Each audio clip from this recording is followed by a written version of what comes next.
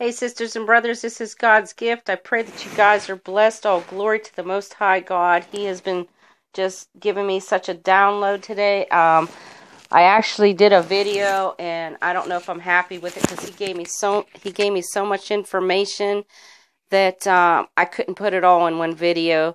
So I'm going to try and do this short video and try to explain some of the things that I didn't get in the video that I'm about to put up. So I got this history book here. It's the time charts of the Bible, and it shows different times when everything happened. And the Lord was like leading me to understand that, okay, we're in 2018, we're ready to go to 2019. So we're like right in this spot right here. I hope you guys can see. I'm kind of covering it with my hand, forgive me. But anyway, we're like right in this area.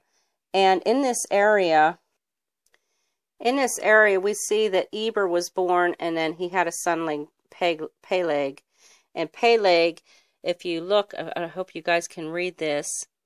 Come on, phone. Right here. Heber had two sons, one Peleg.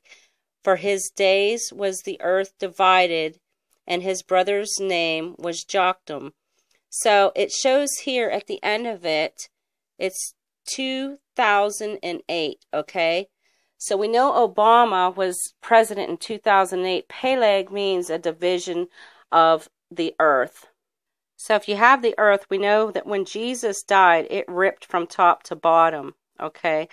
So when Obama came in, it's like this is all being repeated through the evil side, the dark side.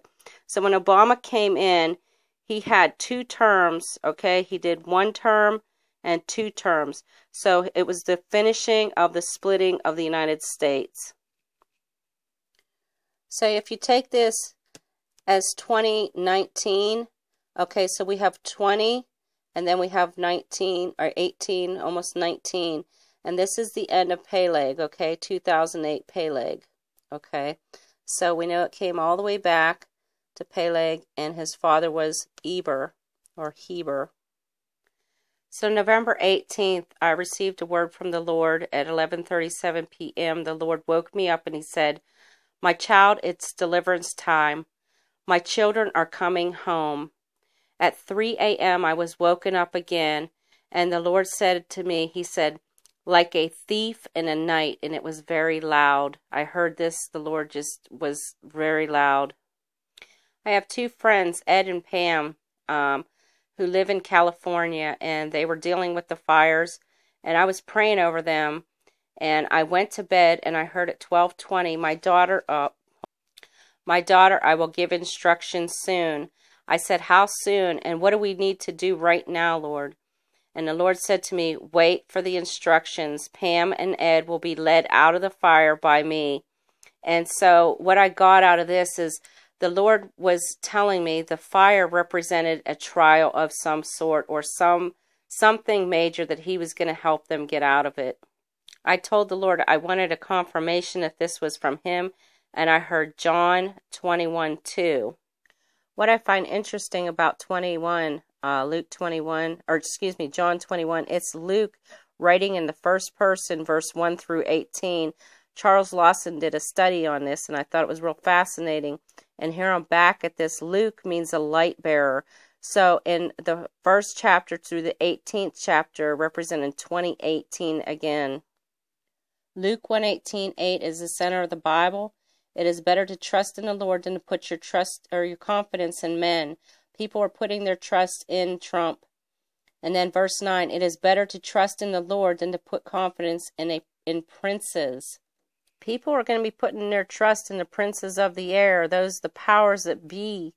And the Lord's, it's like a separation between the 8th and 9th verse on that. I found this interesting on page 613, which adds up to 19, interpreting prophecy, announcements of disasters, oracles of salvation and woes. This is in Psalms 119 here. The Lord used the Jewish people as a timepiece, but once we got to a point and knowing where we're at in time and God giving us more revelation. We're now finding things are connecting to the Gregorian calendar. And what I see in this is at the end of December is the end of the Gentiles. 2019 is a new thing. Something new is going to happen. We know that, we're seeing our borders, the immigrants coming in. We have an issue going there with that hot musket. And if you guys haven't seen that, look at Marv Fugel's channel, YouTube channel. But we know there's so much going on right now. Money collapse. Sisters and brothers, I put up that video, and the reason I didn't put up it yet, because the Lord's been showing me the 23rd again. And I believe, there's something to this.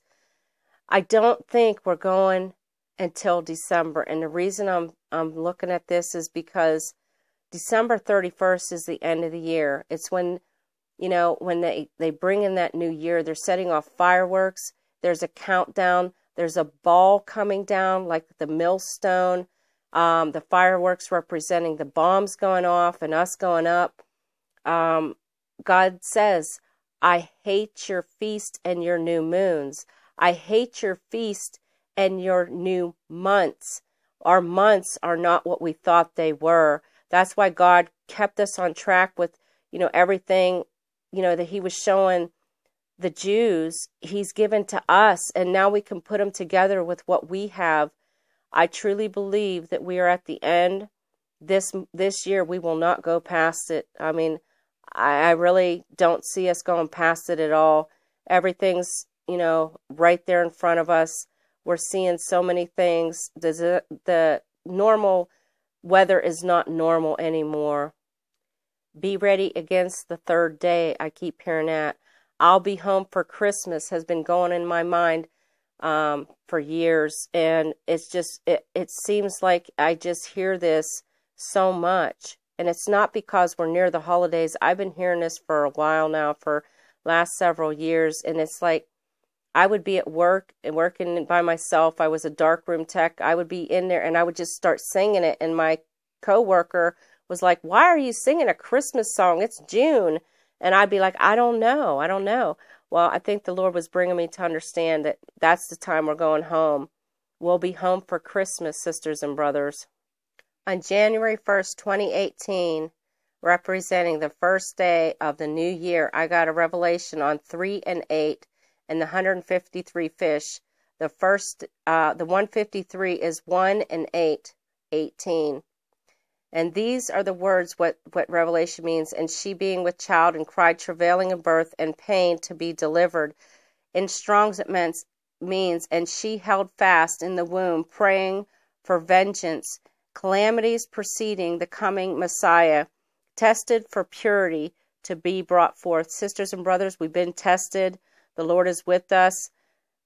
I love you all. I pray that this gets through. Be blessed. This is God's gifts.